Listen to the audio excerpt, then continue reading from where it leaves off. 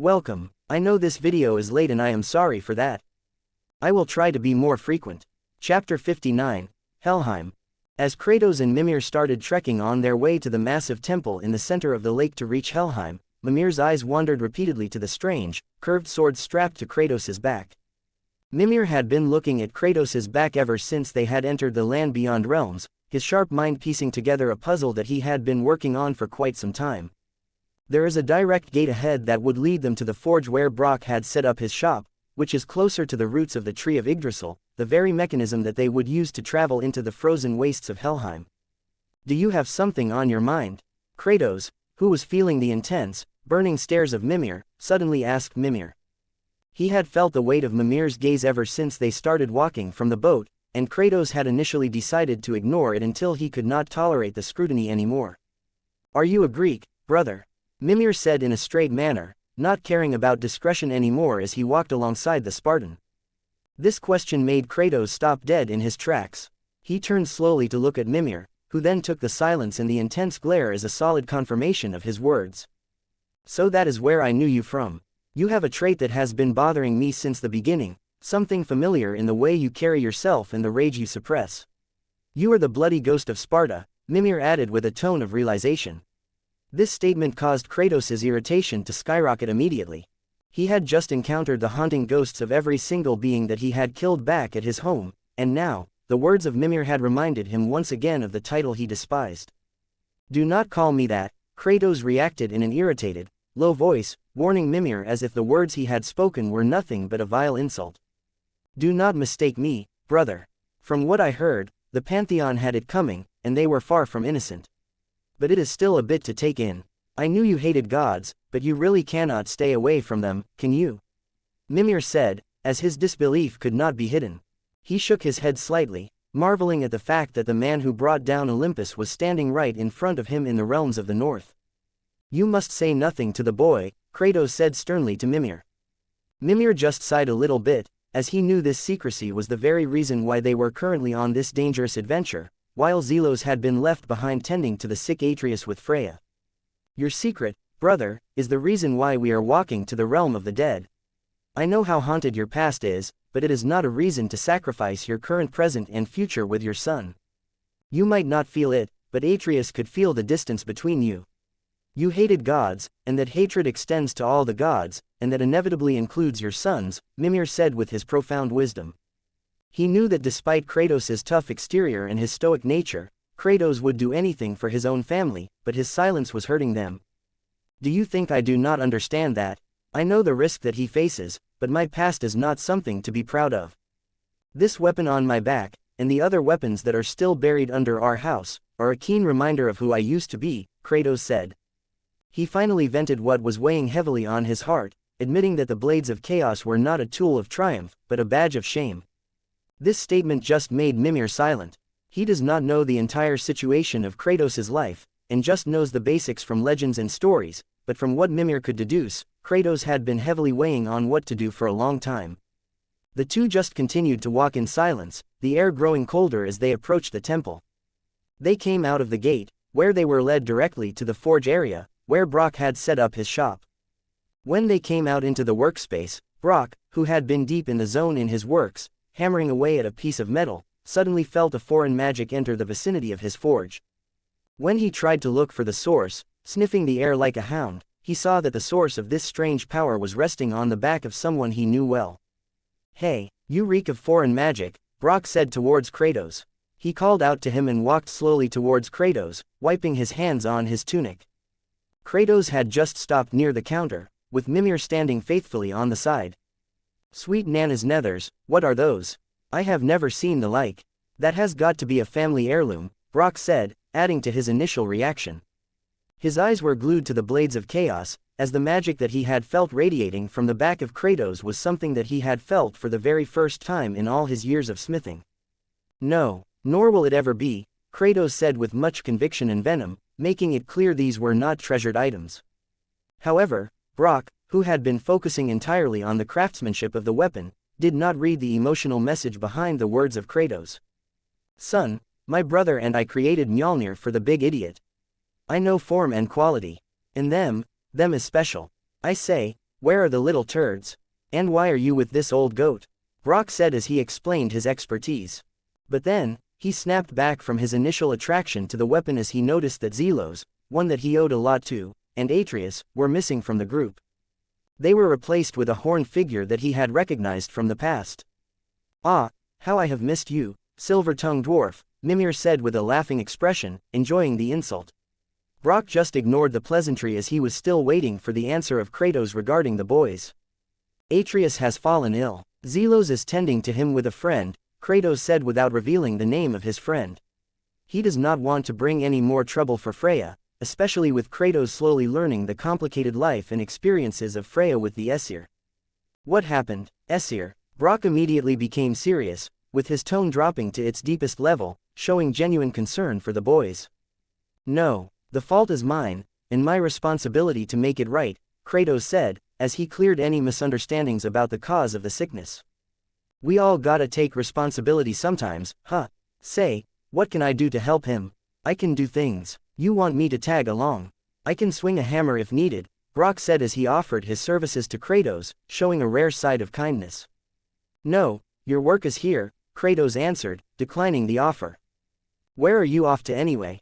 Brock then asked, curious to see where the two would go in such a hurry without the children. He was answered by Mimir. We will go to the realm of the dead, Helheim, Mimir said. This statement made Brock shiver visibly, as he could not help but remember a distant, unpleasant memory of that frozen place. Shit, this is serious. Anyway, I will leave you be, but I will keep my eyes on things, in case you need something, Brock said. This made Kratos nod towards Brock in appreciation. Kratos and Mimir then continued to walk past the shop towards the great doors that led to the roots of Yggdrasil. When they arrived inside the realm travel room, Mimir looked at the entire structure with a sense of nostalgia, as if he missed it greatly. He had been imprisoned for a century, and this room is one of the things that Mimir had often used when he was the ambassador for Asgard. But despite the memories flooding inside Mimir's brain, his focus remained fixated on one thing. We should hurry, brother, Mimir said towards Kratos. Kratos nodded and grunted in agreement. He approached the travel table and used the rune that Freya had given him as a key. He slammed it down, causing the mechanism to spin and lock into place, opening the bridge to the realm of Helheim. The two prepared themselves to enter a new, hostile realm to find what is needed for the remedy for Atreus's condition. Chapter 60. The Truth.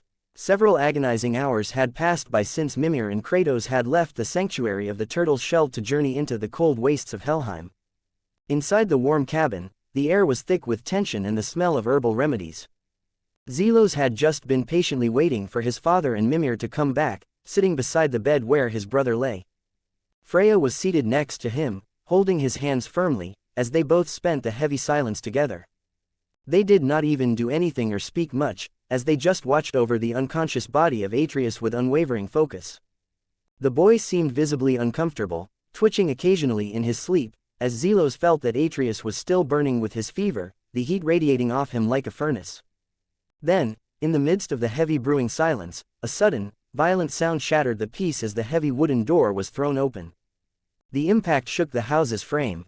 This sudden intrusion made both Freya and Zelos stand up immediately, their guards raised, where they saw the imposing, bloodied figure of Kratos standing in the doorway. It was apparent that Kratos had come straight into Freya's home immediately after killing and taking the heart of the guardian of the bridge, as the chill of Helheim still seemed to cling to his armor. Do you have it? Freya immediately asked, stepping forward with urgency. Kratos did not waste words. He reached into his belt and produced a blood-soaked cloth that he had wrapped around the heart of the guardian. He handed it to her with a solemn nod.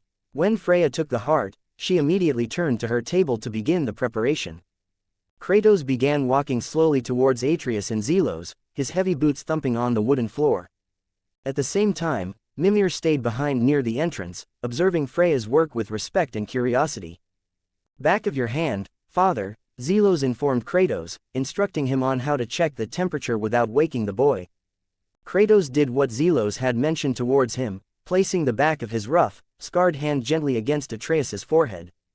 But then Kratos could still feel that Atreus's temperature was dangerously high, even for someone with a fever.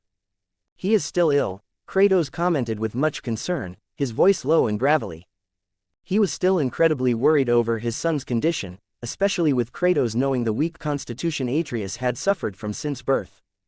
I can break the fever, but there is only one thing that would cure your son of his sickness permanently, Freya said towards Kratos without turning around, as she had already finished the preparation of the remedy. She mixed the essence of the heart into a small bowl, creating a potent treatment for Atreus's sickness, though she knew it was only a temporary solution for Atreus's actual condition. Zelos looked at Kratos meaningfully after Freya's words, his eyes urging his father to understand. He needs to know the truth, father, Zelos added to the comment of Freya, supporting the witch's assessment. Freya then walked over and sat beside Atreus, the bowl in her hands. Help me prop him up. You know I have a son, right? Freya began to speak softly as she prepared to administer the medicine. It has been forever since I last saw him. At his birth, the runes foretold a needless death. The babe in my arms was so small, so helpless. I knew right then I would do anything to protect him, no matter the sacrifice. Of course, everything I did for myself. I let my needs, my fears, come before what he needed, and I could not see his resentment until it was too late. Freya paused for a moment, looking down at Atreus's sleeping face, seeing her own failures reflected in the situation. Do not make the same mistake.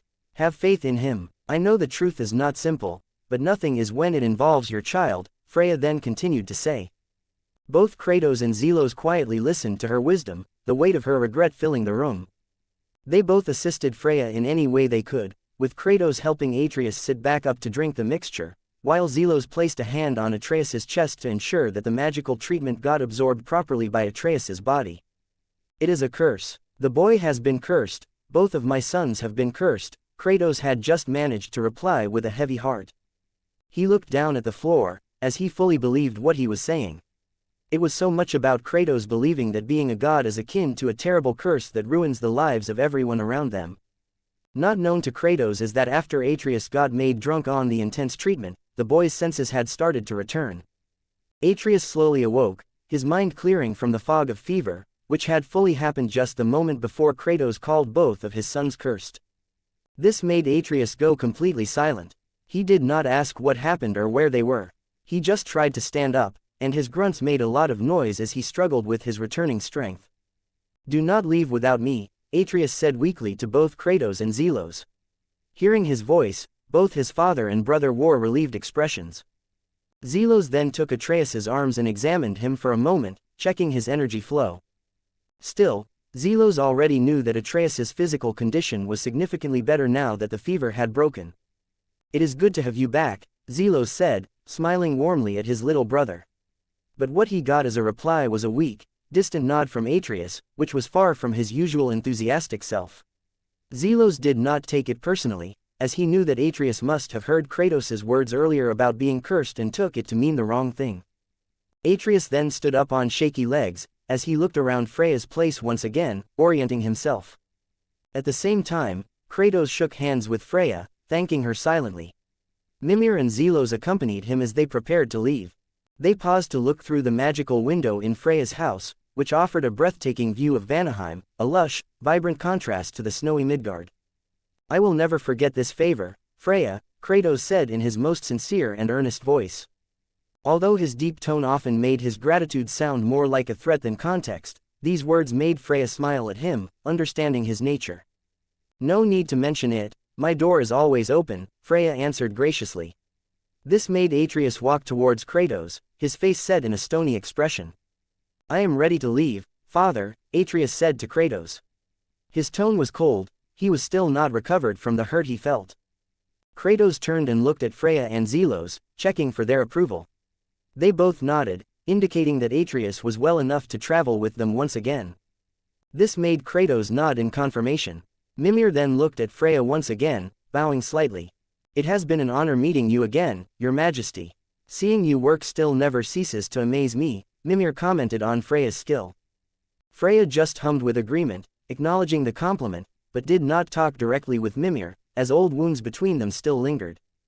Kratos, Mimir, and Atreus then walked out of Freya's cabin, while Zelos stayed behind for a brief moment to say his personal goodbyes. I am leaving for now. I wish to see you again after our journey, possibly sooner, Zelos said towards Freya, his voice soft. This made Freya smile genuinely at Zelos, appreciating his affection. Kratos then called him from outside to join them. The four then went down the cave path that led to Freya's house. During their walk back to the boat, a heavy silence settled over their journey. No one was talking or even making a sound, as the only sounds were the water moving and their footsteps echoing on the stone. Finally, Mimir decided to break the suffocating silence, speaking first to lighten the mood. Now then, before the Valkyries' fight interrupted us, we were just about to explore Tyr's vault, Mimir said enthusiastically. This made Zelos turn to look at Mimir, acknowledging the attempt to return to normalcy. Boy, do you remember the way? Kratos then asked Atreus. He wanted to initiate a conversation with him, and, not knowing where to begin or how to apologize for words he didn't realize had been heard, he resorted to practical matters. As for Kratos, he isn't the most talkative person, and this was his way of checking on his son. I do not know, Atreus just answered with a seemingly tired and dismissive expression. It was a lie, and something that worried Kratos once again, as the boy usually prided himself on his navigation skills. Sure you do, we need a boat, Mimir said quickly, covering the awkwardness.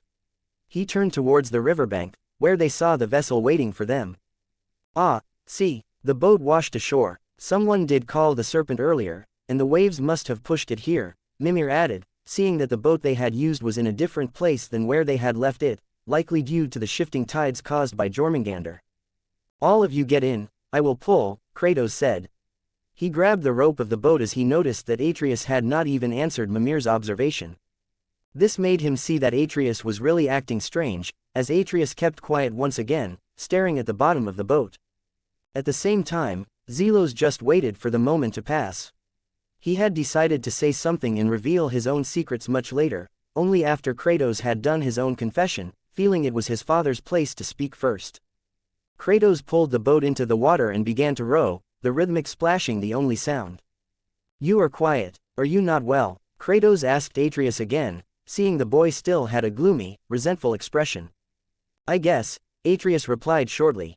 This made Mimir about to offer a word of comfort, but Zelos grabbed him.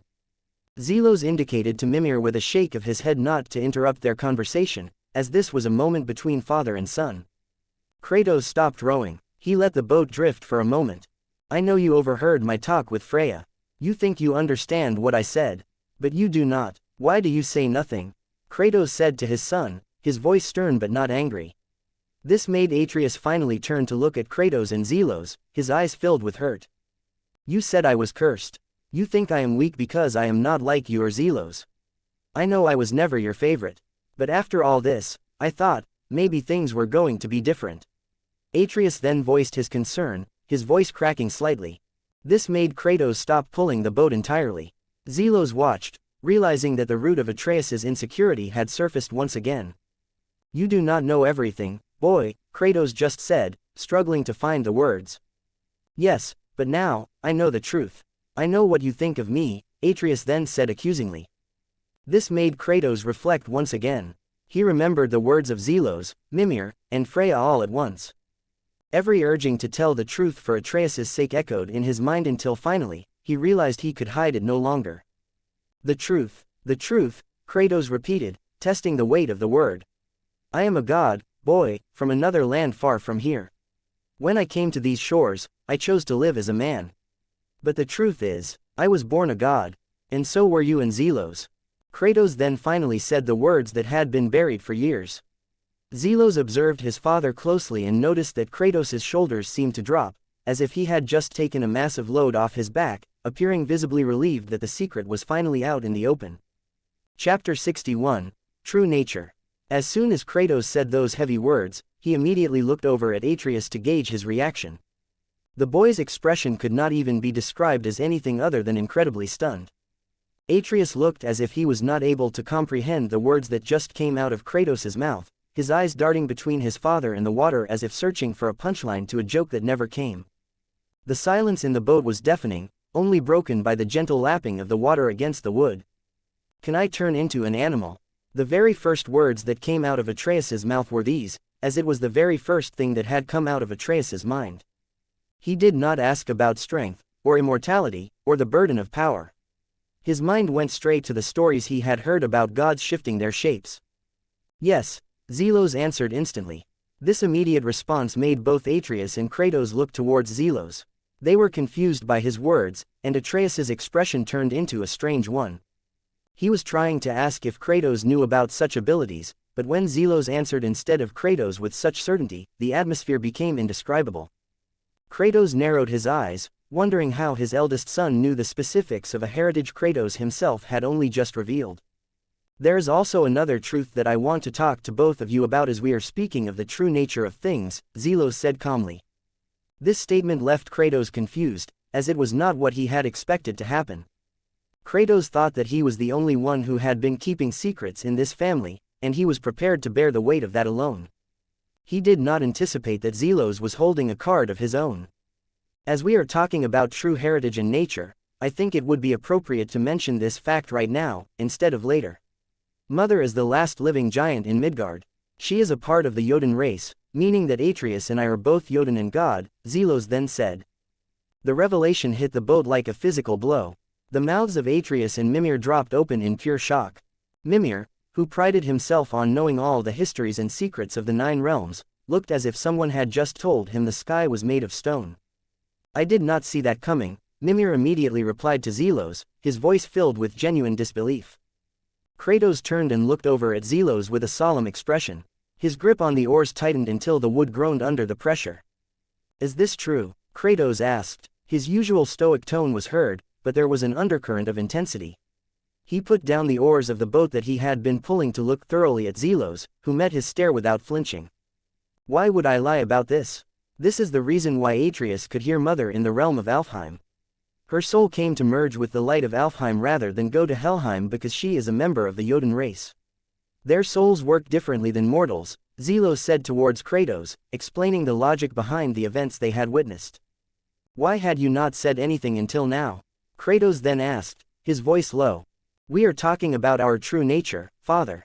You are not the only one with secrets, and I believe this would make Atreus's condition better than just knowing one-sided ly.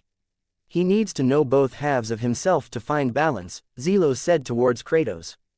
Kratos remained silent. He was clearly still taking in the information that Zelos had just mentioned. It changed everything. It meant that the woman he lived with, the woman he loved, had hidden her own massive truth from him, just as he had hidden his from her. How do you know these things, little laddie? Did she mention this to you?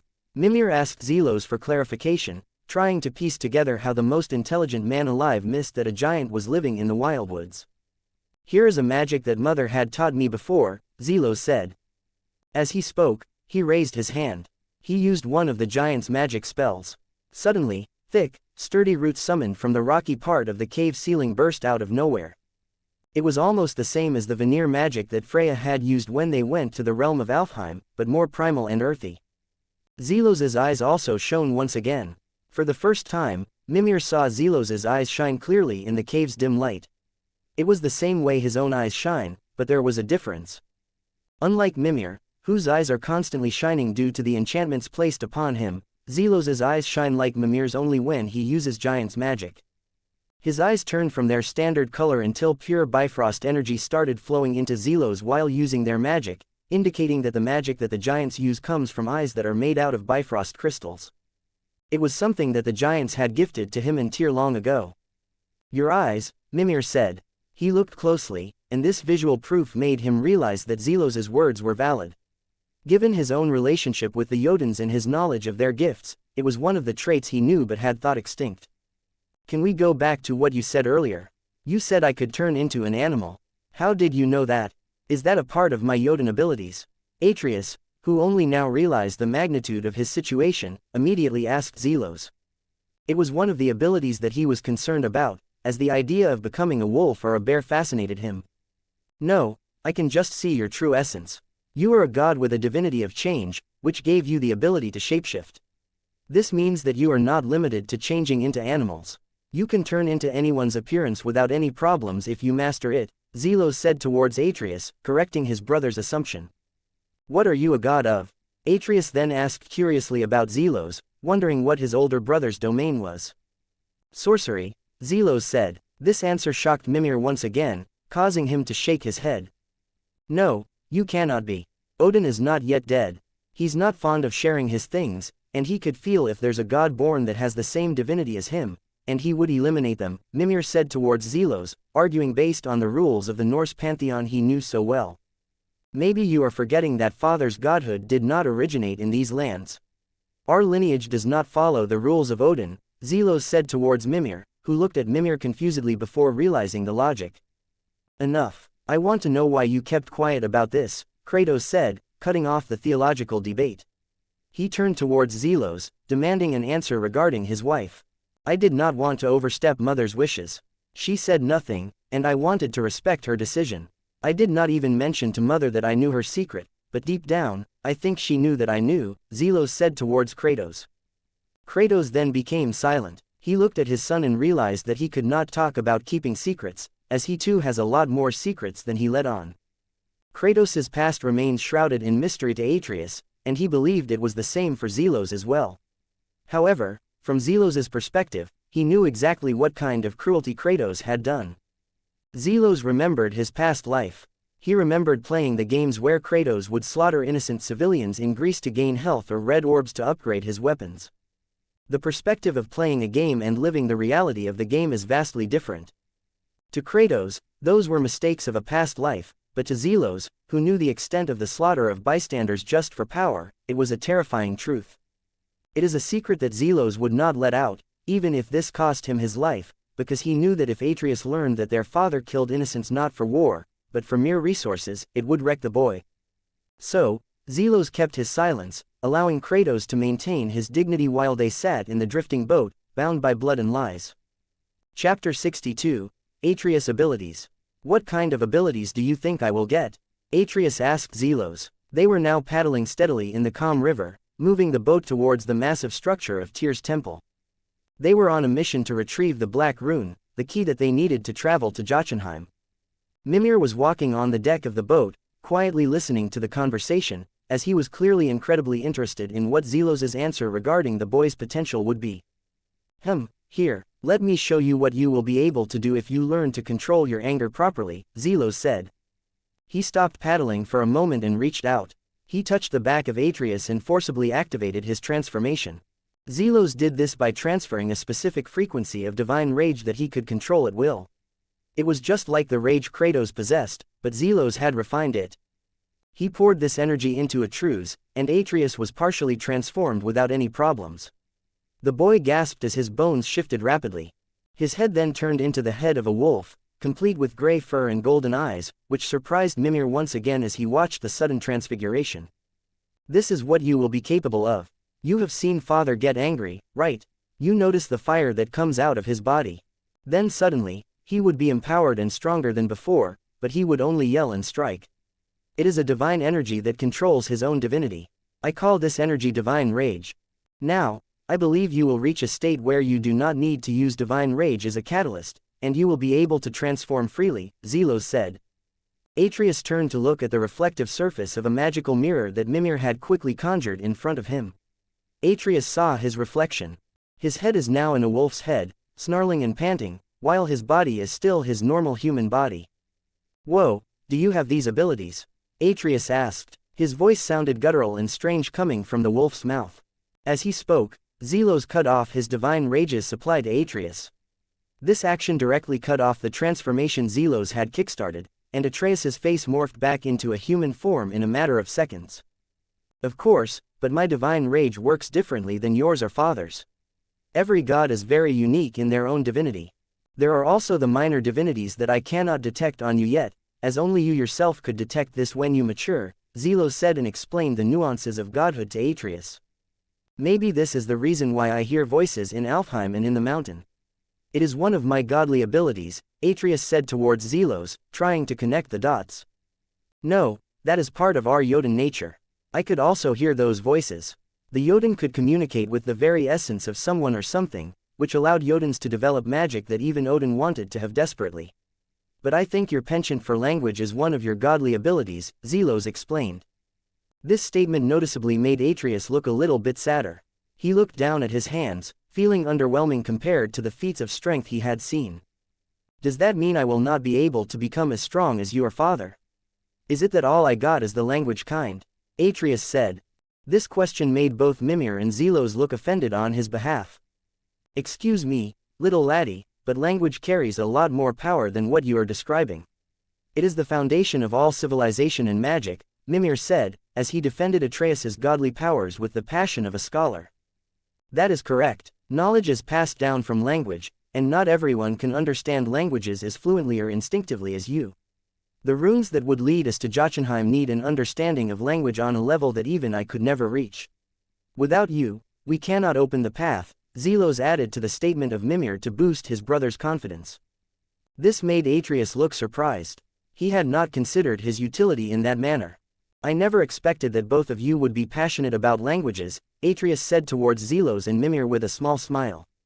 A scholar is forever a scholar. Some gods, even brilliant ones, fail to progress because of their lack of language understanding. Even the Allfather has an unhealthy obsession that he cannot progress on due to his limited understanding of the ancient tongues, Mimir said. Mimir was about to talk more about Odin's failures, but Kratos intervened abruptly. Enough talk, save it for later, as we have work to do, Kratos said.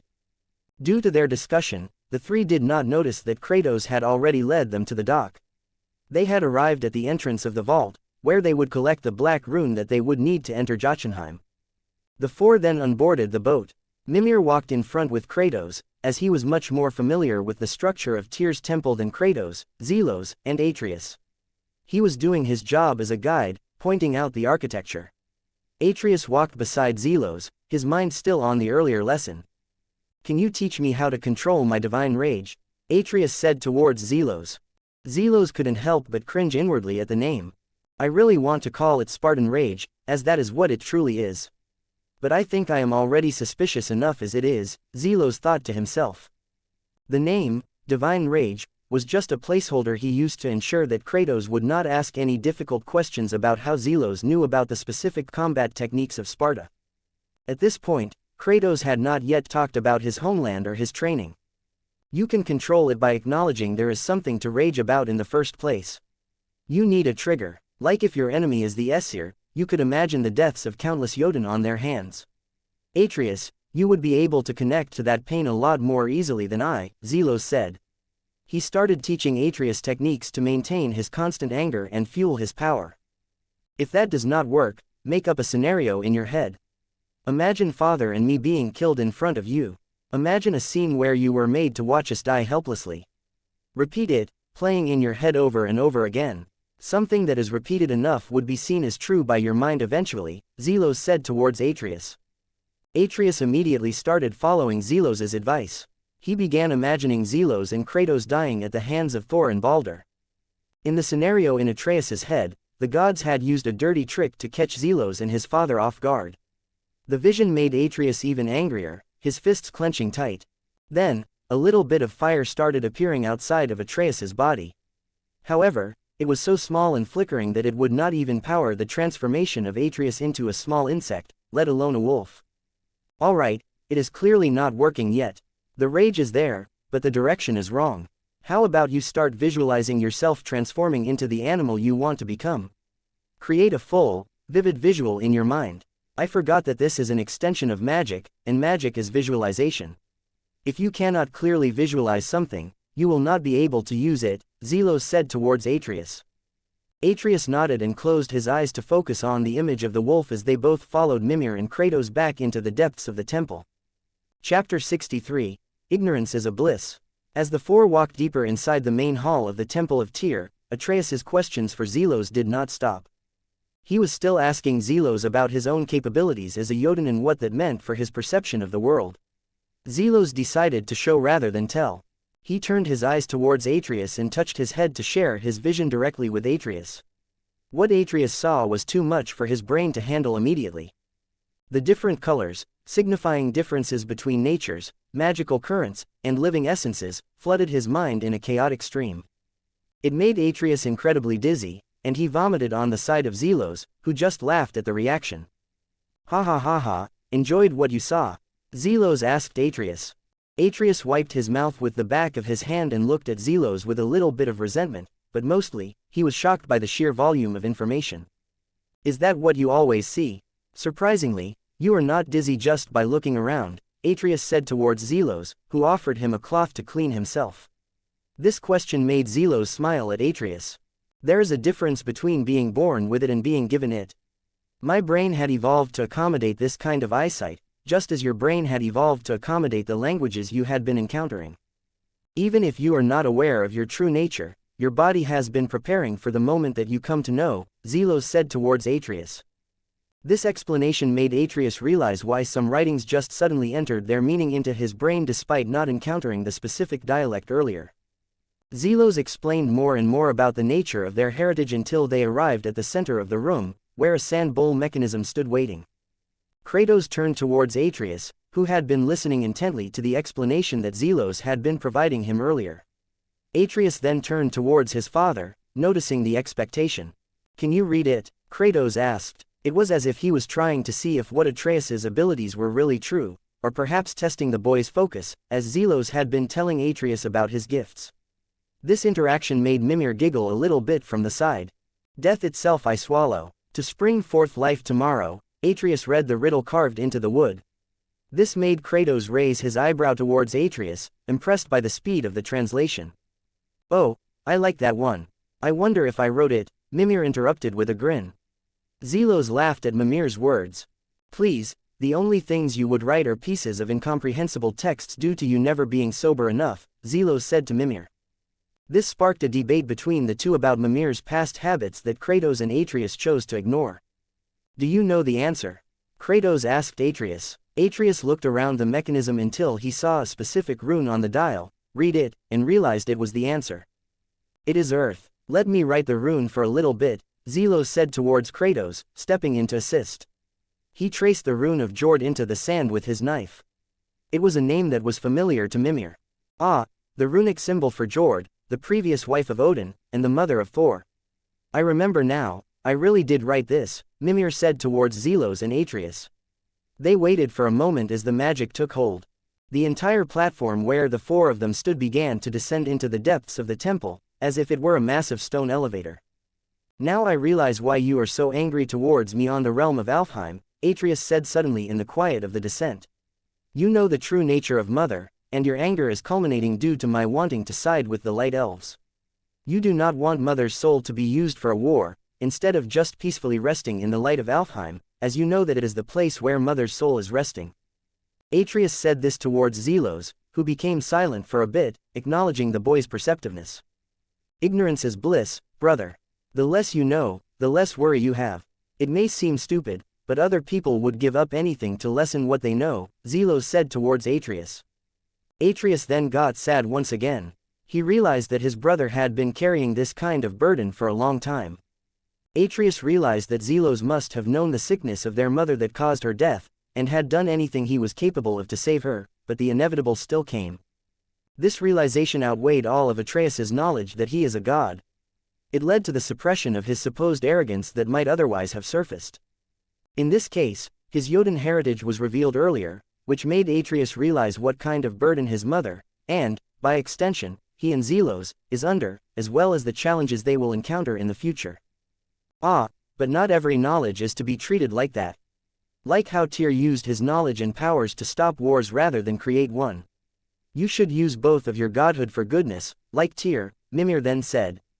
He tried to steer clear of the depressing topic and the brewing hatred for gods among Atreus, whose heritage as a giant was starting to affect his opinion of them negatively. "So there are good gods, huh?" Atreus asked Mimir. Mimir proudly stood and pointed at the golden murals of Tyr that lined the shaft they were descending through. "Once in a moon, it has been known to happen," "Yes," Mimir replied. "This one mentions places I have never even heard of. Seems Tyr really liked to travel," Atreus said towards Mimir. He continued to look closely at the mural depicting Tyr with people from many lands. Tyr believed the mind, not might, was key to preventing war and chaos. And he also knew visiting other cultures would give him a perspective that staying in one place could not. While Odin always hoarded knowledge, guarding it jealously, Tyr was open and shared his learning and his wisdom. For this, mortals adored Tyr, showing their love by bringing him gifts the world over, Mimir explained to Atreus. "So, whatever happened to Tyr?" Atreus asked Mimir. Despite his question, he already suspects based on the state of the world. Odin came to regard him as a threat to his rule, he suspected Tyr of collaborating to aid the giants instead of helping to steal their secrets for the Aesir. Same thing he accused me of, frankly. Though in Tyr's case, I believe he was right, Mimir said towards Atreus. You believe Tyr is helping with the giants? Atreus asked Mimir. I do. He felt responsible for the suffering visited upon them by Odin. I suspect he had something to do with helping them cover their tracks, Mimir said.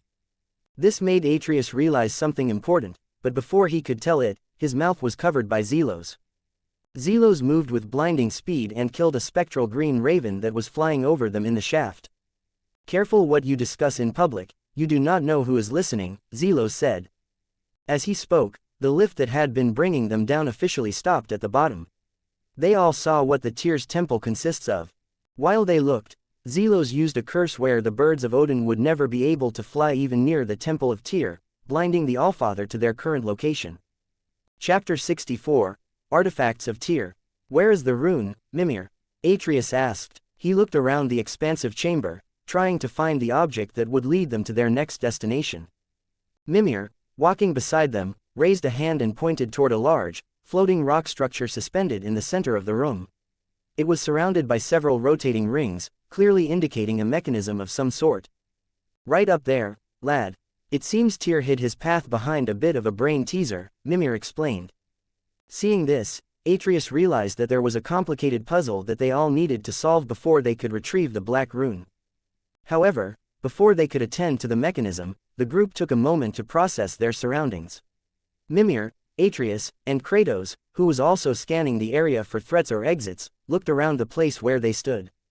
It did not take long for them to realize that they were standing inside the personal treasure room of Tyr. This was the very place where the god of war of this land stored his vast collection of artifacts, which he had collected during his travels across different worlds and pantheons. After a while, the others also noticed the sheer variety of the collection. They saw what Zelos had already noticed earlier. These were treasures that came from entirely different cultures, distinct from the 9 realms they were used to. Atreus, wandering near a display of weaponry, saw a small knife lying on a table. He picked it up out of curiosity, testing its weight. Meanwhile, Zelos was busy looking for a clue regarding other specific mythologies. He was particularly interested in finding something from the Shinto pantheon, as it was the region Zelos had wanted to visit if he were ever to travel to a different kind of mythology. Ah, Asgiandubh from my homeland. I used to have one of my own back in the day. You should take it, Atreus. It is a fine blade for utility, Mimir said. He had seen what Atreus had just picked up and recognized the design immediately. Atreus became curious about the knife that he was holding, inspecting the handle. Kratos, who also saw the knife, did not display the same sentimental value as Mimir. He looked at the small blade and then at the smartest man alive. Yes, Atreus, you should pick it up. We might have to butter bread in our journey, Kratos jabbed towards Mimir with a completely straight face. Mimir looked at Kratos with an annoyed look, clearly offended that his cultural weapon was reduced to a kitchen utensil. Atreus tried his best not to laugh at his father's dry humor, while Zelos also smirked a little as he was quietly listening to the conversation from across the room. If you will not pick it up, then I will take it from your hands, Mimir said. He reached out and took the dagger from Atreus. Atreus offered it towards Mimir willingly, as he already had his own dagger that was given to him by Freya and the knife his mother made him. Atreus then looked around as well, as he was attracted by the other artifacts. Kratos, meanwhile, had wandered to a secluded corner. There, he froze. He saw a piece of pottery, a vase painted in the distinct black and orange style of Greece. On it, his entire figure was visible. Kratos knew it was him immediately. The red mark across the body, as well as the color of the ash-white skin in the pot, was unmistakably him, wielding the blades of chaos. Meanwhile, Zelos found what he was looking for. He discovered a set of traditional samurai attire resting among the piles of artifacts that Tyr had hoarded. He inspected it closely and noticed that there were some kind of blessings that were directly infused into the armor. He also saw a kabuto, an ornate helmet. When Zelos picked it up and tried to put it on, he was denied by a sudden pulse of magic. It was as if the helmet recognized that Zelos was not its true owner, and it refused to be worn by him. Maybe I should visit the Shinto region after Ragnarok has happened, Zelos couldn't help but think to himself. He put down the kabuto that he was holding and continued his search. he found a katana resting on a stand. When Zelos unsheathed it, he saw that the blade was already rusting and pitted with age. This made Zelos realize that it was not made out of special godly material, but was likely made by a human smith, a souvenir that Tyr had just bought or brought back with him. Restore, Zelos whispered, casting a spell. He channeled his magic into the object to restore the katana to its previous state. Zelos saw the rust flake away and the steel shine once again as the entire katana was repaired in seconds. When the magic finished its restoration, Zelos admired the katana's design. He noticed there was some inscription carved into the steel in Nihongo that Zelos could not read. Atreus, could you read this? Zelos turned and called out towards Atreus. Atreus was currently looking over at a display that belonged to what looked like Egyptian mythology, eyeing a strange, tall headpiece. When Zelos called out towards him, he turned towards what Zelos had just given him. He looked at the blade and saw the inscription. His mind immediately translated it despite seeing the characters for the very first time in his life. I think it says, Warrior of War, Ally of Peace. Whoa, my gift is really great, isn't it? Atreus read the inscription. The message was undoubtedly made for Tyr. Atreus realized just how great his gift really is, as even he knew that the angular characters he had just read did not originate from this realm. I keep on telling you that, Zelos said with a smile. He then took the katana back from Atreus. He sheathed it in the scabbard and attached it to his side. This was much to Atreus's confusion, as there was really nothing special about the sword compared to magical weapons, and Zelos already had access to great power. But Atreus did not voice his concerns. He turned back and tried to wear the elaborate Egyptian headgear that he had been staring at since earlier. But then, Atreus realized that the headgear was incredibly heavy. It was solid gold and unbalanced. He started walking sideways, staggering as he tried to balance himself. This led him directly towards where Kratos was standing. Kratos was still looking at the Greek pot, lost in dark memories. When Atreus suddenly appeared near him, stumbling, Kratos was startled. To hide the artifact from his son's view, Kratos dropped the pot to the ground, shattering it instantly. Atreus, losing his balance, also dropped the heavy headgear with a loud clang. Enough distractions, let us move, Kratos said sternly towards Zelos, Atreus, and Mimir, stepping over the shards of pottery without looking down. Mimir, however, looked like he was searching for something specific in the piles of Tyr's hoard. Finally, he found a ceramic jar where there was still some liquid sloshing inside. Mimir popped the seal, reached out, and tasted the liquid. A smile spread across his face before he chugged it all down. Brother, I just missed this liquor made in my homeland. The years have degraded it, as much of the alcohol has already disappeared due to the seal being old, but the taste is still there. Want to try it? Mimir said towards Kratos. He lifted the jar and offered it to the Spartan. No, Kratos answered bluntly and straightforwardly. He let Mimir know his answer in an almost immediate manner, not caring about hurting Mimir's feelings. More for me then, little brother, would you be kind and put this in your storage room?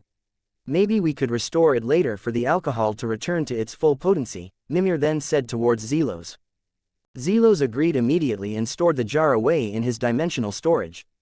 They all started moving once again, walking toward the puzzle mechanism and preparing to leave Tyr's treasure room. But before they could fully leave the area, Zelos lingered behind. He walked towards the dark corner where Kratos had just dropped the pot earlier when he was distracted by Atreus. Zelos looked down and saw the shards on the floor. He saw the painted figure of Kratos holding his blades of chaos, the image fractured but still recognizable. Zelos looked up at the back of Kratos, who was leading their journey out of the vault. Zelos thought for a moment. He decided he would not let this piece of history be destroyed so easily. Restore, he whispered. He restored the entire pot without Kratos knowing. The shards flew back together, sealing perfectly until the vase was whole again. Zelos then picked it up and placed it carefully on a high shelf, leaving behind the pot where Kratos' painting was currently facing the wall, hidden but preserved. Chapter 65, Black Rune. The four adventurers made their way deeper into the secured vault of the Temple of Tyr. Zelos took the lead, using his magic to methodically negate or disable the traps that lined their path. He knew that if they attempted to navigate the defenses manually, they would likely spend days trying to survive the gauntlet. Despite the vault being created as a challenge, Zelos did not doubt that the reality of Tyr's defenses was far more complex and lethal than any game mechanic he remembered. Zelos's prediction proved correct almost immediately. They arrived at a corridor filled with rotating saws that moved with erratic, unpredictable patterns. In the stories, there might have been a small opening for a boy like Atreus to squeeze through, but here, there was no such gap. The entire mechanism was fully covered with layers of protection magic so dense that even Kratos found he could not penetrate it with the physical force of his Leviathan axe. This obstacle forced Zelos to decipher the entire magic system used in the vault from scratch. It took him nearly an hour of intense concentration to solve it. Tyr had constructed the defenses by chaining together different magic systems from various cultures, creating a complexity that Zelos had not yet had the chance to study in depth. However, Zelos realized that the foundation of the system was compiled into building blocks that utilized giant magic. Since Zelos had plenty of experience with the magic of the Jotun, he was able to use this familiarity as leverage to crack the code. To the others, it might have seemed like a long wait, but to Zelos, cracking such a masterpiece of security in only an hour felt like he was working at breakneck speed.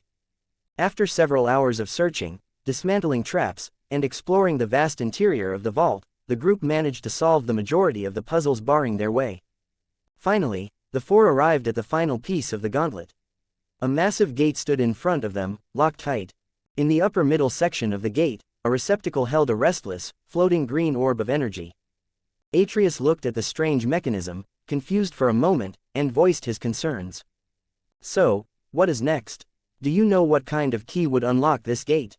Atreus asked. They were standing in front of the giant gate, and despite the knowledge he had gained recently, he was unsure how to interact with the volatile energy pulsing above them. "Brother, it is the winds of Helheim. You need your blade," Mimir said, turning towards Kratos. This statement left Atreus with even more questions, as he did not understand why his father would know how to manipulate energy from the realm of the dead. "Oh, you must be wondering where your father got this new trick. Well, you are in luck, for I have the answer for you," Mimir said, sensing the boy's confusion. "As you see, earlier, when you were sick, we were tasked by Freya to get the heart of the keeper of the Bridge of the Damned. Your good friend Brock helped us along the journey by modifying your father's new blades. He adjusted them so they could now welcome and hold the energy that comes from Helheim. It saved us a lot of trips that need not be taken." Mimir explained this simply to Atreus, who nodded as he absorbed the information. Kratos stepped forward, unhooking the blades of chaos. He captured the chaotic green energy from a nearby source within the room and transported it directly towards the gate mechanism. The energy transferred successfully, and the locks disengaged with a heavy thud. The gate opened to reveal a large central room with a massive cog mechanism in the center. Kratos stepped up to the crank and decided to start moving it. As he applied his strength, the entire runestone structure suspended above began to lower slowly. Zelos, who knew exactly what was going to happen next from his memories, secretly cast a barrier spell around Kratos and Mimir. Mimir, who was standing near Kratos to observe the mechanism, looked up at the heavy runestones that were descending into place.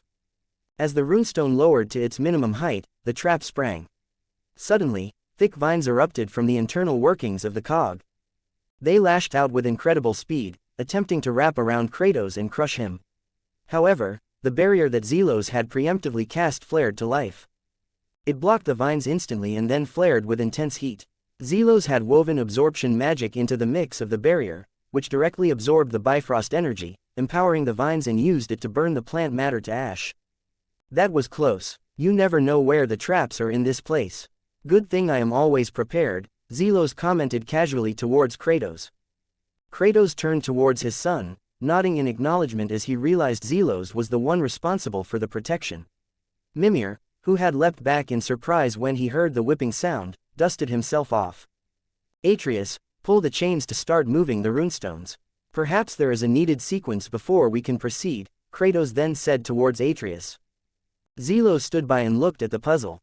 He watched Atreus study the mechanism, but decided to intervene to save time, as he knew the answer already. "Try the sequence where the moon is on the left, the sun on the right, and Midgard is in the middle," Zelos said towards Atreus. Atreus trusted his brother's judgment instantly. He started pulling the chains, moving the massive distinct runes one by one to put them in the order that Zelos had instructed. When Atreus locked the final rune into place, the mechanism hummed with power. It accepted the sequence, and the magic was released. However, the vault was not done with them yet. The ceiling suddenly started to groan and collapse, and the central cog began spinning wildly out of control. "Freeze," Zelos commanded. He cast a powerful stasis spell towards the cog. The magic washed over the mechanism, stopping it from spinning further. It became stationary, frozen in time. The large black rune, which had been previously covered in layers of stone protection, was now freed from its prison and hovered in the center of the room. "Where did you know the answer to that riddle?" Atreus asked Zelos, breathing heavily from the exertion of pulling the chains. "It is very simple logic," Zelos answered, turning to his brother. "The middle is the earth, or Midgard, as it acts as the balance between the celestial bodies. The sun rises in the east and sets in the west, signifying the entire length of the day. The moon signifies the night. Despite also rising in the east, it is best understood in opposition to the sun. If the sun drops in the west, the moon rises to take its place. Therefore, the sun belongs on the right, the east, and the moon on the left, the west, with the earth in the center. That is my entire train of thought for that puzzle. I do not know what yours was, but I think it is time to replace it."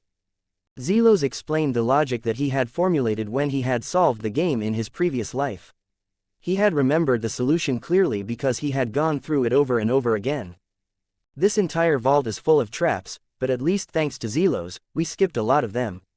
But still, the time we have taken to complete the mission is much longer than our previous missions," Atreus could not help but comment. He realized how much effort Tyr had put into creating this entire place, and he was impressed that Zelos had solved it in mere hours. As they started walking towards the black rune, they saw it floating in the air. It was surrounded by a strange, swirling wind and protected by a white, laughing mask. Zelos turned towards Atreus and nodded. Atreus understood. He took out the knife that he had picked up in the treasure room. Atreus stepped forward and stabbed the mask from which the strange wind was originating. The mask shattered, and the wind glowed brightly until it dissipated completely. This left only the black rune falling through the air. Atreus instinctively reached out and grabbed it. When Atreus grabbed the black rune, his arms suddenly began to glow. The runic system embedded in the artifact reacted to his Jotun blood, making itself known and transferring knowledge directly into his mind. "Did you see it?" Kratos immediately asked after the glow faded. "Yes," Atreus said. He answered Kratos' question without hesitation, his voice filled with newfound determination as the four finished what they had come to the Vault of Tyr to retrieve. Chapter 66. Smooth Journey. As Atreus' body glowed with the power of the black rune, the air in the chamber suddenly grew heavy and cold. Two massive shapes started materializing on the platform where they stood. Zelos recognized the magical signatures immediately and knew that it would be an incredibly easy fight for the current party, as the enemies were just the elemental guardians of the vault, Grendel of the Ashes and Grendel of the Frost. "Zelos, Atreus, take care of the ice troll. Mimir and I will deal with the fire troll," Kratos said, barking his orders with military precision towards Zelos and Atreus. Both of his sons nodded in understanding, while Mimir looked at Kratos with a slightly offended stare from his position. "Their names are Grendel of the Ashes and Grendel of the Frost, brother. They are historically significant figures," Mimir said towards Kratos, trying to impart some lore even in the heat of battle. "I do not care," Kratos said simply. He wasted no time and ran towards Grendel of the Ashes. He took out his Leviathan axe and let the frost cover the blade, as he remembered that Zelos had mentioned earlier that opposite natures would be the easiest way to defeat elemental foes. Meanwhile, Zelos and Atreus turned towards Grendel of the Frost. Zelos looked at Atreus, who was focused on the towering monster, his knuckles white as he gripped his bow. "Do you want to fight against the troll alone? Maybe you could try and practice your transformation in a real combat scenario," Zelos asked towards Atreus. He was offering a challenge while also reminding Atreus of his abilities that he cannot control yet. "Yes, I would love that, Zelos," Atreus answered with determination. Zelos started floating to the side, crossing his arms while watching intently towards Atreus. Atreus took out his bow and started firing arrows rapidly towards Grendel of the Frost, chipping away at its icy armor. Grendel of the Frost roared and closed the distance towards Atreus. It suddenly transformed its body into a cloud of freezing mist and teleported to the side of the boy. Atreus rolled forward instinctively to dodge the ambush. He tried to counterattack by sending a kick infused with a wind magic spell that Zelos had taught him to make his physical strikes faster. However, the moment his foot hit Grendel, the impact felt like kicking a glacier. The intense cold froze his boot instantly, trapping Atreus in place. Seizing the opportunity, Grendel caught the immobilized boy. The troll trampled him into the ground like he was nothing more than a rag doll. Grendel then lifted the massive stone pillar that he was using as a weapon and attempted to slam it down to crush Atreus. Atreus, despite being hurt badly and winded, forced himself to move. He saw the pillar coming down on him and scrambled. As he barely came out of the way of the direct impact, he was still hit by the corner of the heavy stone. The force of the blow sent Atreus flying across the room until he slammed hard against the cage wall that had been closed across the entire platform. Kratos, who saw this from the corner of his eye, wanted to shout something. He almost broke away from his own fight, but he saw that Zelos was watching calmly. With his trust in Zelos' strength and judgment, Kratos forced himself to let it be. He turned his focus back on his own fight against Grendel of the Ashes, hacking away at the fire troll's legs. Feel the desperation kicking in within you, Atreus. Use that as your fuel. Never mind what I said earlier about anger. The strongest feeling that you have in the moment should be the one to be used as fuel. It is just more apparent with Father as he is often feeling a lot of anger, but you are different from him, Zelos then yelled across the battlefield. He continued to float above the chaos, while Grendel of the Frost ignored Zelos completely due to a subtle misdirection magic that Zelos had cast. Got it, Atreus said through gritted teeth. His tone indicated that he was in a lot of pain, something that Zelos did not doubt, given the heavy hits he had just taken. Atreus then started fighting once again. This time, however, he was getting hit by the troll more easily than before. His movements were slower, and he kept on being slammed by the troll around the arena. Atreus tried to fight back, but due to his sluggish nature from being hurt, he could not keep up with the teleporting monster. He got caught by a heavy backhand once again, skidding across the stone floor. This time, a dark thought entered his mind. Atreus knew that if he fell here, he would become a failure. Not only in front of Kratos and Zelos, whose opinions he treasured more than anything, but also to himself.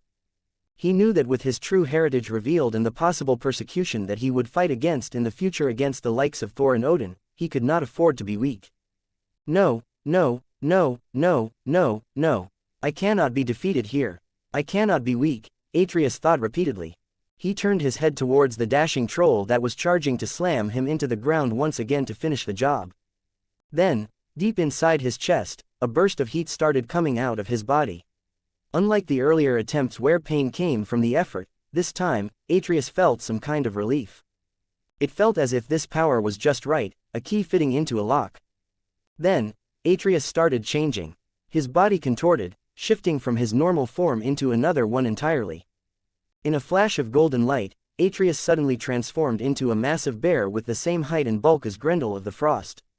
When Atreus shifted, Zelos' eyes sparkled with intense curiosity.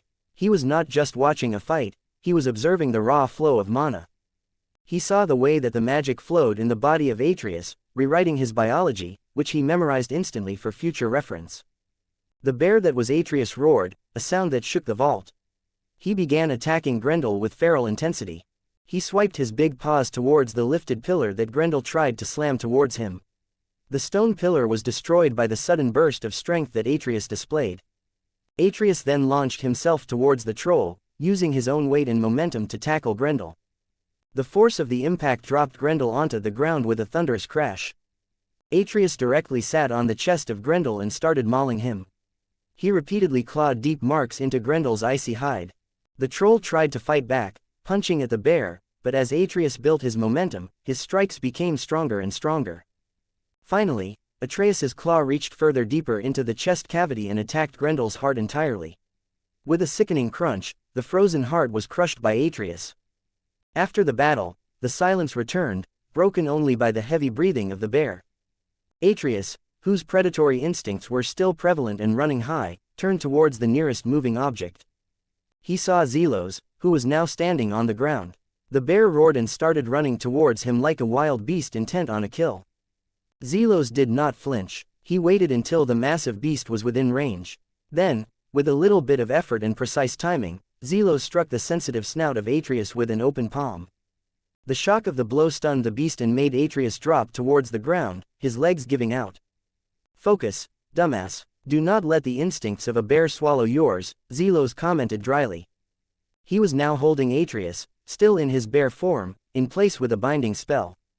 Atreus tried attacking Zelos multiple times, thrashing and snapping his jaws, but found himself unable to move due to the magical restraints of Zelos. As Zelos's words permeated the ears of Atreus, he began to calm down.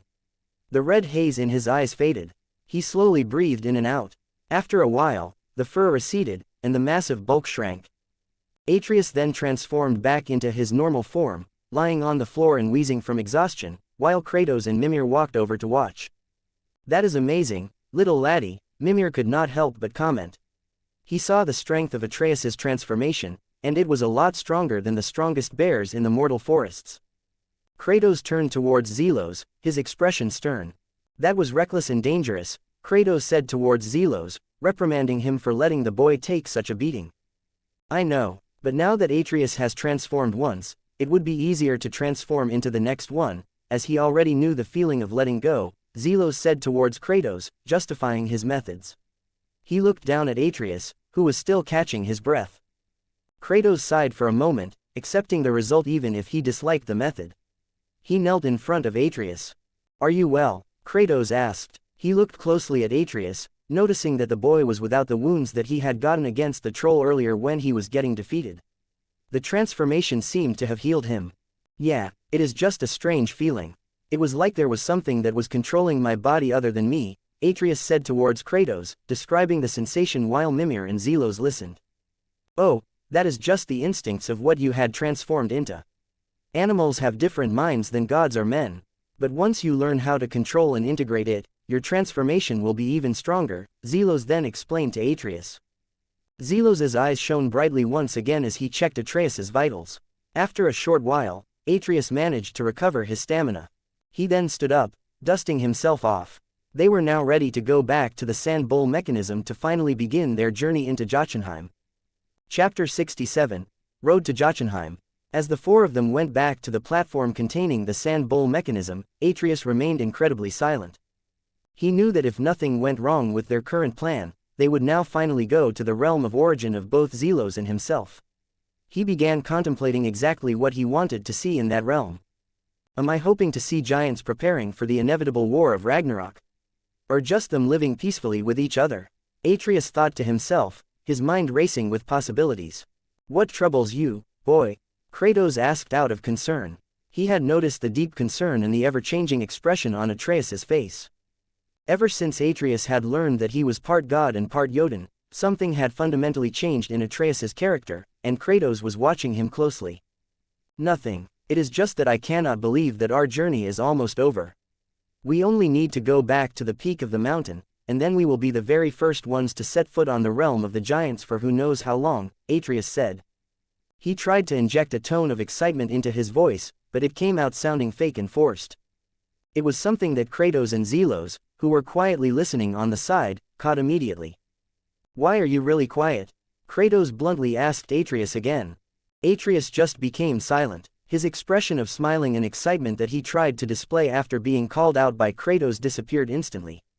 Atreus looked down at his feet as he sat on a stone structure that looked like a bench on the edge of the platform. Kratos moved and sat in front of Atreus to look him in the eye. "It is just that I am worried. If we go to Jotunheim and there are giants that we encounter there, what if they want to protect both Zelos and me because we are both members of the giants, but they want you to be cast out because you are still a god? What if they try separating us from you?" Atreus said towards Kratos, finally expressing his deep concern. "I will not let them separate us. You have my word," Kratos said firmly. He got up from the bench-like structure and knelt on one knee in front of Atreus to level with him as he said these words. "Plus, laddie, the giants are not as unreasonable as the Aesir. They value freedom and family as much as everyone else. But I guess there are a lot of bad memories that they have with gods. There are horrifying truths where I would not blame them even if they tried to behead me the moment they saw me," Mimir said towards Atreus, offering his perspective. "Do not worry about uncertain things. We will cross that bridge when we get there," Zelos finally butted in. He spoke with confidence, but internally, he knew the tragic truth. He knew that there were no armies of giants waiting for them in the open in the realm of Jotunheim. As far as he knew from his previous life, only Angerboda and her grandmother were the only living Jotun in Jotunheim. Plus, I do not think the Jotuns are that blinded by anger to blame the sin of a god onto another god when there is Tyr, who helped them escape, Zelos then added to comfort his brother. Atreus suddenly showed a realization face at this logic. Not all gods are evil. Some fight for justice and fairness, Mimir said, nodding in agreement. Like father, who never killed anyone that did not deserve it, Atreus then said towards Mimir. This statement made Mimir turn towards Kratos with an indescribable expression, knowing the ghost of Sparta's bloody history. Meanwhile, Zelos was trying his hardest not to smirk at this innocent statement. Ah, but who is worthy enough to judge? Mimir then suddenly stated. Mimir remembered a saying that had come from his past about the complexity of morality. This time, instead of Atreus being the one to answer, Zelos provided his own answer. Those who listen to their morality. That is who is worthy enough to judge, Zelos answered. There was something about Kratos' past that he was pissed off about. Not only did the Greek gods not realize that everything that had happened was due to the direct effect of their own actions, but they also just passed all of the blame onto someone like Kratos, who was clearly grieving and manipulated. The Greek gods were clearly powerful. They could have gotten rid of the nightmares of Kratos easily. They could have even just let Kratos take his own life when he wanted to. But everything that they did just added up until their inevitable massacre. If I were in Kratos' shoes, maybe I would do things a little differently, but the ending would be the same. Zeus and all of the gods that are associated with him would die. Even the Titans would fall. Zelos could not help but think to himself. Let us go, Zelos. You are falling behind. The voice of Atreus suddenly cut through the deep thought that Zelos was in. Zelos snapped out of his focus. He then turned to look at the figures of Mimir, Kratos, and Atreus, who were now walking ahead of him. They had all started walking onto the bridge that led out of the temple, which made Zelos start running to catch up to them. When Zelos caught up with them, Atreus moved closer to Zelos. He was curious to know the reason for Zelos' absent-mindedness, as it rarely happened. Usually, when Zelos went quiet like that, it resulted in the materialization of a new magic spell. I am working on my transformation spell. Unlike your transformation, which is physical, mine is currently still an illusion. I wanted to create a transmutation that lets me mimic the traits of what I was transforming into physically, Zelos just said. He lied smoothly to cover his dark thoughts about Greece, which made Atreus nod along his head in understanding. The four then continued to cross the bridge until they started climbing the mountain path. Eventually, they found the forge of Sindri once again. This time, Sindri was working on another project, polishing a piece of metal with intense focus. He suddenly noticed the party approaching. Can I tell him, father? Atreus then asked Kratos. Kratos looked at his son's expression, which was filled with enthusiasm to share his new identity. Tell me what? Sindri then asked, looking up. He was curious to know what Atreus was talking about. He is talking about the knowledge that we are part god and part Jotun, Zelos then said. Zelos knew that there was no harm in telling Sindri, as he figured that the dwarf already knew. Kratos turned towards his oldest son with a stern expression, as Zelos had decided without waiting for his own orders. Ah, that part, I knew that already, Sindri then said casually, waving his hand. This response caught Kratos off guard. You really stink of god presence. It is not exactly a secret until the concealment spell is active.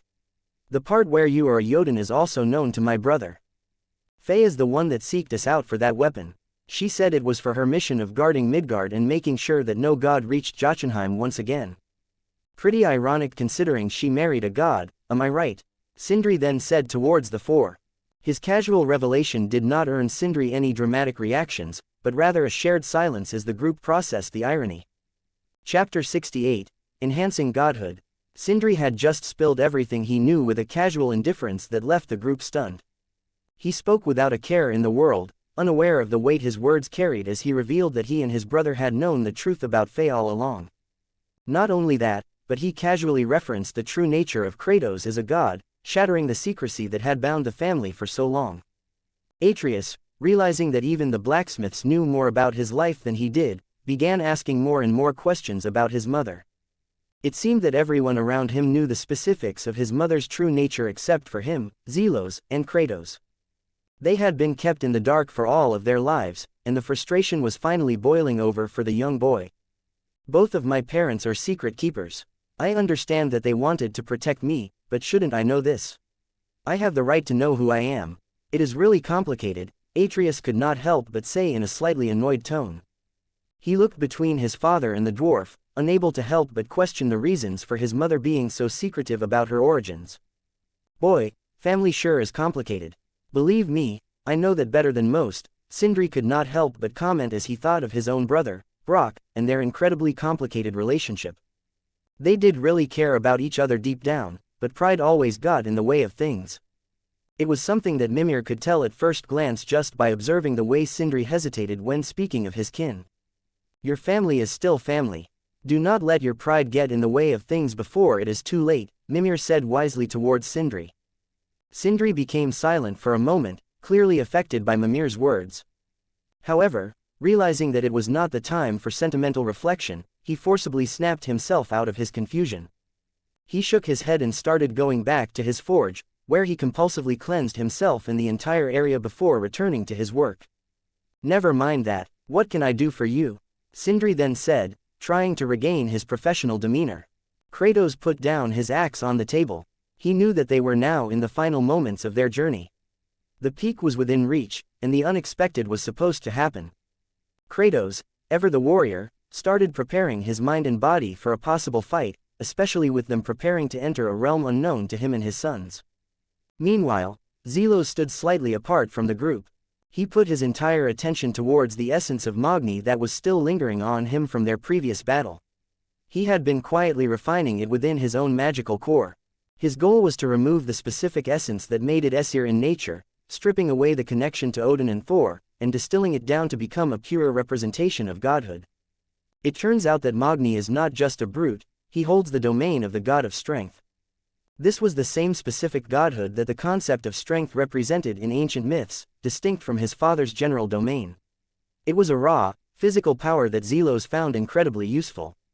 As Zelos finished filtering the entire essence, he stepped forward towards Kratos. He patted Kratos on the back firmly. In that brief moment of contact, he transferred the essence of Magni towards Kratos without him knowing the specifics of the spell work. The refined finish of Magni's essence of strength was going to be a catalyst.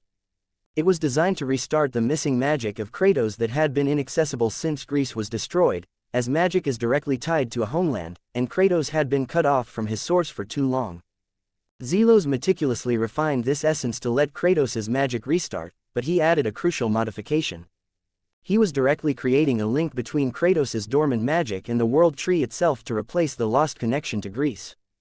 When it finished creating a link, it would activate, directly giving Kratos his magic back as well as assimilating the god of strength essence that once belonged to Magni. Kratos, feeling the tap of Zelos and a sudden surge of heat in his spine, looked at his son with raised eyebrows. "What did you do?" Kratos asked calmly, though his eyes were sharp. He wanted to know exactly what Zelos had done to him. "I am establishing a link between the world tree and your godhood. You have a destroyed connection in your homeland. I do not know what happened there. Maybe you were cast out, or the land fell, but since you are here, you should have access to your own powers as well as what the world tree would provide. If we are going to be fighting the oldest race there is or whatever guards Jotunheim, we need every kind of strength we have," Zelos said with a serious tone. He was lying straight to Kratos' face regarding his ignorance of Kratos' past, but the logic held up. Zelos knew that there were no armies of giants in Jotunheim, at least none that revealed themselves in their would-be journey in this timeline, but he needed Kratos at full power for the battles to come. Would that mean that he would have access to his previous abilities, brother? Mimir then chimed in. It was incredibly intriguing, to say the least. Zelos' sorcery would oftentimes shock Mimir based on the sheer impossibility of his magic, but no matter how improbable something is, the more likely Zelos would be able to achieve it. That is correct. It is actually a variation of the spell that the giants used on you when they gave you your Bifrost eyes. Your eyes are directly powered by the world tree. In this case, I just targeted Father's godhood and made it empowered by the world tree instead of his own homeland. Do you have any objection to this, Father? If so, I would remove it entirely, Zelos said towards Mimir as he answered the question, while also asking Kratos to see if he was alright with the intrusion. I do not feel anything different, Kratos said.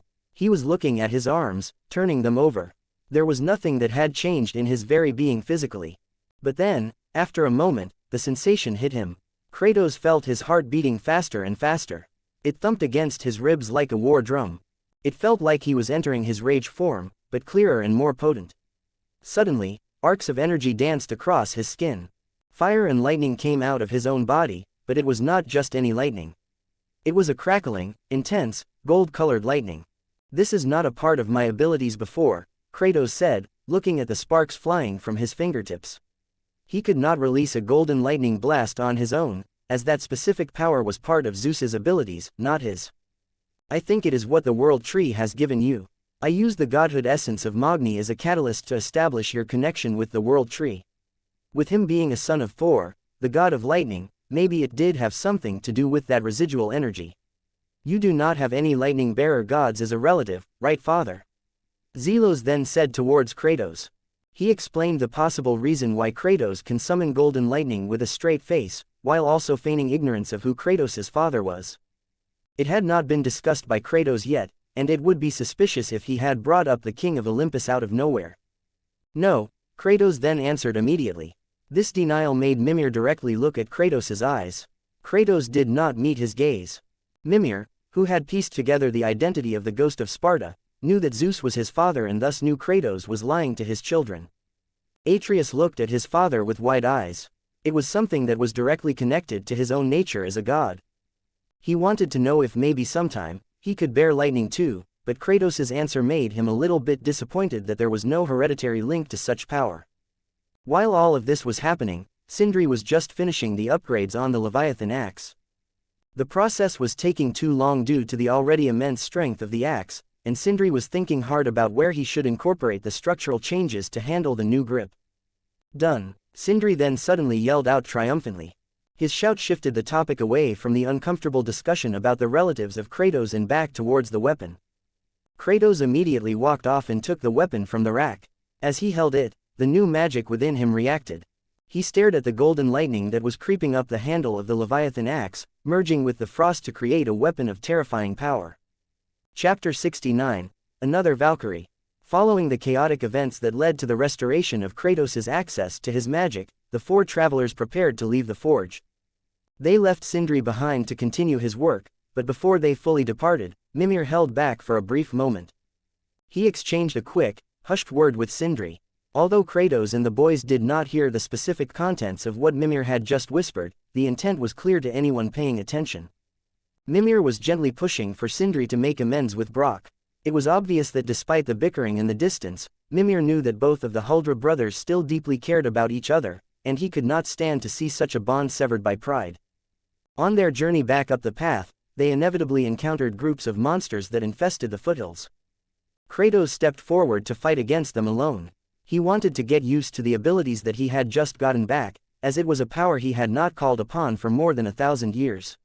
He needed to ensure his control was absolute before facing greater threats. The very first ability in magic that Kratos tested was a devastating summon. He slammed his fists together, and from his rage, he summoned a giant, spectral figure made entirely out of roaring fire. The avatar mirrored his movements and punched the ground with catastrophic force.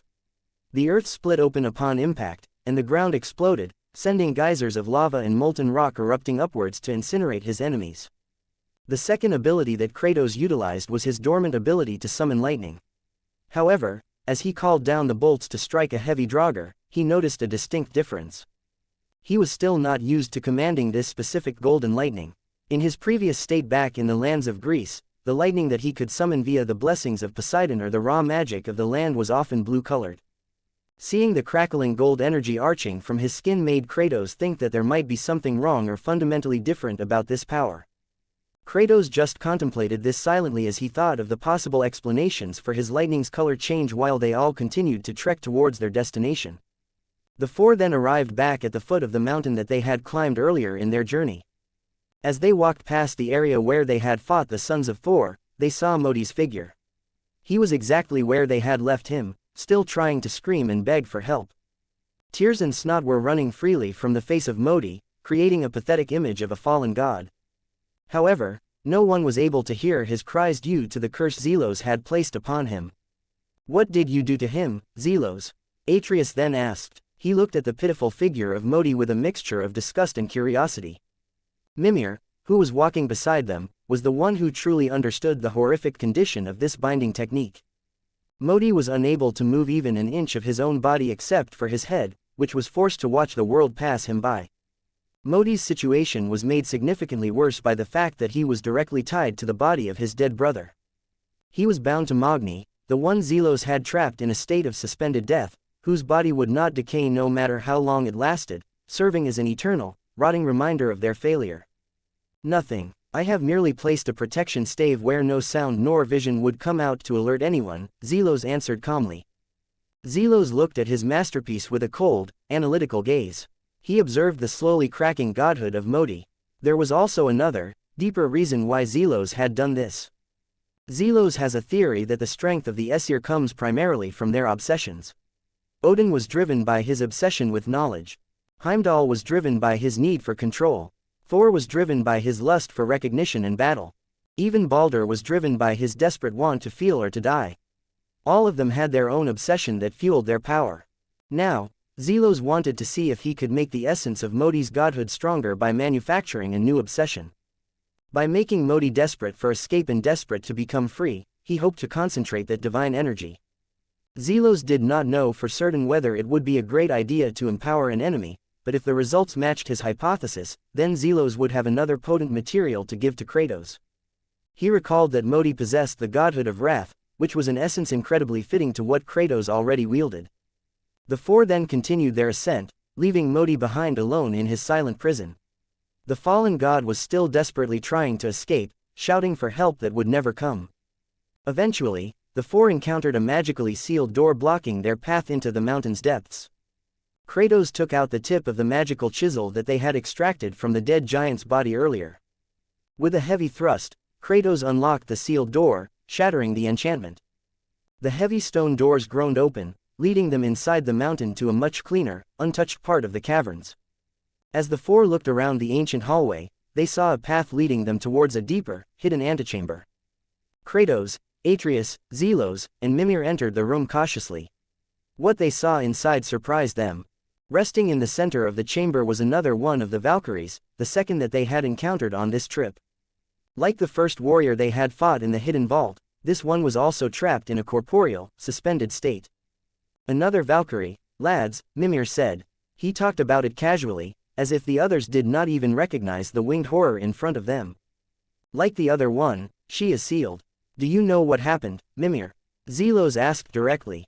Despite knowing the truth himself, he would not openly say it in front of the other people, preferring to test Mimir's willingness to share information. Sadly, I do not, lads, Mimir answered. His tone was weak and lacked his usual confidence, but it was still loud enough to be heard. The others decided not to press the issue again, except for Kratos. The Spartan noticed the subtle changes in the voice of Mimir. Zelos also noted the lie, as he already knew the truth about what truly happened with the Valkyries and the Queen. You are hiding something, Mimir, Kratos said sternly. He turned his gaze towards Mimir, who awkwardly avoided his eyes this time, feigning interest in a wall carving. Can you help them, brother? Mimir asked, deflecting the accusation. Despite not wanting to reveal what truly had happened to the sisterhood, Mimir still genuinely asked for the Valkyries to be freed. The only reason why Mimir was still not revealing anything was due to him not have every piece of information regarding the corruption, and perhaps a fear of implicating someone he cared for. Do you need us to help you defeat it, father? Zelos interrupted, changing the conversation to the immediate threat. He noticed that Mimir was backed into a corner and not answering the question, so he offered Kratos an out. Kratos raised his hand, refusing the help. He still wanted to become better at controlling his returned abilities, and a duel with a Valkyrie was the perfect crucible. When Kratos appeared nearer to the Valkyrie, the creature sensed his presence. It woke from its slumber and began to start moving immediately. The Valkyrie shrieked and flew high above the chamber. She dived down with incredible speed towards Kratos, attempting to stomp her armored boot onto the head of the Spartan. Kratos did not flinch. He summoned an entire guardian shield from his gauntlet, but this time, it was different. The energy barrier was covered in crackling golden lightning as well. Kratos infused his newly awakened magic directly towards his shield, creating an impenetrable wall of divine force that met the Valkyrie's attack with a thunderous boom. Chapter 70. Kratos' Godhood. As Kratos fought and started using his very own godhood magic that was restored by Zelos, which used the great world tree Yggdrasil to power the lost magic of the Ghost of Sparta, Zelos could not help but be amazed. He observed closely as Kratos fought, the more the raw power of Yggdrasil kept on flowing into his very essence. As it powered Kratos' essence, it slowly restored it from its previous dormant state, mimicking the time when the land of Greece itself was powering Kratos during his war against Olympus. It seems that when Father killed those gods, he took some of their godhoods and absorbed them, enhancing his strength. Maybe he really is like the Doom Slayer, where he absorbed some of the essence of what he killed to empower himself. Zelos could not help but think to himself. He looked on as Kratos used his abilities more and more. Kratos punched the ground with a fist wreathed in golden lightning and fire. The impact created a strong earthquake that directly made the Valkyrie lose her footing, staggering the winged warrior. When she stumbled, she immediately tried to fly off to regain the advantage of height, but she was too slow. She was caught on the feet by the searing chains of the Blades of Chaos and was dragged violently back towards where Kratos stood waiting. When the Valkyrie entered within the striking distance of Kratos, she was greeted by a devastating punch. Kratos struck her with another concentrated blast of earthquake power, creating shockwaves through the air much like how Whitebeard uses his own devil fruit power. Still, the difference is that, due to Kratos' raw, divine strength, the impact was fatal to her armor. The Valkyrie's helmet shattered instantly, sending shards of metal flying. This made the Valkyrie collapse to the ground, stunned and defeated. Kratos stepped forward, placed a boot on her back, and directly ripped out her mechanical wings once again to ensure she could not rise. Mimir, staring at the back of Kratos, who had just finished his fight with such brutal efficiency, could not help but realize how Kratos' reputation preceded his entire realm. Mimir understood now that some of the terrifying stories that he had heard about the ghost of Sparta were not exaggerated for even a little bit. In fact, it seemed that Kratos' abilities were still being downplayed to some degree in the legends Mimir had studied. If that kind of strength were pointed at the giants of Jotunheim, I do not know if the destruction would even be less than what Thor and Odin had done over the years they had hunted them, Mimir thought grimly. He looked at the two sons of Kratos, Atreus and Zelos. They are the only hope that Mimir has. He knew he could act as a voice of reason, but the boys were the true anchors for Kratos. If the Jotuns decided to take the children away from Kratos because of his past crimes, especially Zelos, who seemed to hold so much power, Mimir feared the consequences would be catastrophic for the Nine Realms. As the physical form of the Valkyrie dissolved, her soul then came out of her body. She floated towards the air, glowing with a pale, ethereal light. "Thank you for freeing me from my prison. This may not be an appropriate thing to say towards my saviors, but I ask you to free my sisters. The balance of the world has gone askew without our presence, and we must do our missions to sort the dead," the Valkyrie then said. She turned towards Kratos, who was the nearest person to her. Meanwhile, Mimir, Zelos, and Atreus also came forward to talk with the spirit. "Gerdrifel, who did this to you and your sisters?" Mimir then asked with deep concern. He stood in front of the Valkyrie, recognizing her immediately. The spirit turned and looked at Mimir and then let out an incredibly surprised tone. "Mimir, you are free, but how?" Gerdrifel then asked. The last time that she had seen Mimir, he was still imprisoned by Odin in the tree on the mountain summit. With Gerdrifel knowing Odin after serving him for hundreds of years, she knows that there is nothing that would make Odin free Mimir willingly. "Yes, my lady, it is a long story, and the details are not important right now. But I must ask, did the person I thought did this, indeed do this?" Mimir then answered, as well as asked Gerdrifel a little bit of insinuation. There was some suspicion in his voice regarding whoever did this to the Valkyries. "Yes, what you thought is true. I must ask you, and your friends, free my sisters," Gerdrifel then answered. She confirmed his fears and then asked once again to free the other Valkyries. But before they could answer or ask for more specific details, Gerdrifel suddenly started fluttering.